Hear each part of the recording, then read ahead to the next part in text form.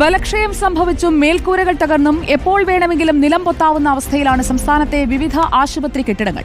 ആതുരാലയങ്ങളുടെ ദുരവസ്ഥ തുറന്നുകാട്ടി reporter livethon. Kasaragod Kumbla community health സെന്ററിലെ ഓടുമേഞ്ഞ കെട്ടിടത്തിന്റെ മേൽക്കൂര കാലപ്പഴക്കം കൊണ്ട് ദ്രവിച്ച അവസ്ഥയിലാണ്. അറ്റകുറ്റപ്പണികൾക്കായി കോടികളുടെ ഫണ്ട് അനുവദിച്ചുള്ള പ്രഖ്യാപനങ്ങൾ വരുന്നതല്ലാതെ പദ്ധതി പ്രാവർത്തികമാകുന്നില്ല. ഏകദേശം 65 വർഷത്തിന് മേലെയായി ഇതേ ഒരു ബിൽഡിംഗ് ആണ് ഉള്ളത്. ഒരു ദിവസക്കണക്കിന് 1000-2000 പേഷ്യൻസ് വരുന്ന സ്ഥലമാണ്. പിന്നെ മഴ വന്നാൽ പിന്നെ വെള്ളം അകത്താണ്. ഇപ്പോൾ നമ്മൾ ഓഫീസിന് മുമ്പിലാണ് നിൽക്കുന്നത്. ഓഫീസും കമ്പ്യൂട്ടറും കാര്യങ്ങളും ഇതിന്റെ ഫയലൊക്കെ വെക്കുന്ന സ്ഥലം, അവിടെയും ഒരു സേഫ് ഇല്ലാത്ത അവസ്ഥയാണ്.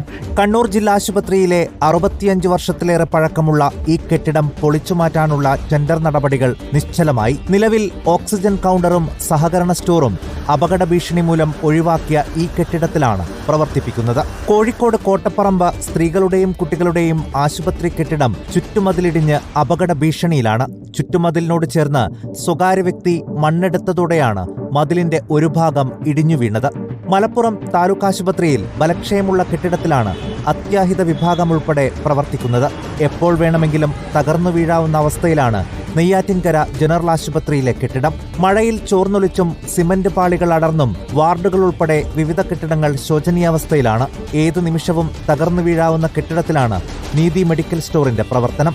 നെയ്യാറ്റിൻകര ജനറൽ ആശുപത്രിയുടെ പല കെട്ടിടങ്ങളും അശാസ്ത്രീയമായ നിർമ്മാണ പ്രവർത്തനവും കെട്ടിടങ്ങളുടെ ശോചനീയാവസ്ഥയും കാരണം ചികിത്സയ്ക്കെത്തുന്ന രോഗികളുടെ ജീവന് ഭീഷണി നിലനിൽക്കുകയാണ്. യാതൊരുവിധമായ നടപടിയും ഇതിന്മേൽ കൈക്കൊണ്ടിട്ടില്ല എന്നതാണ് വാസ്തവം.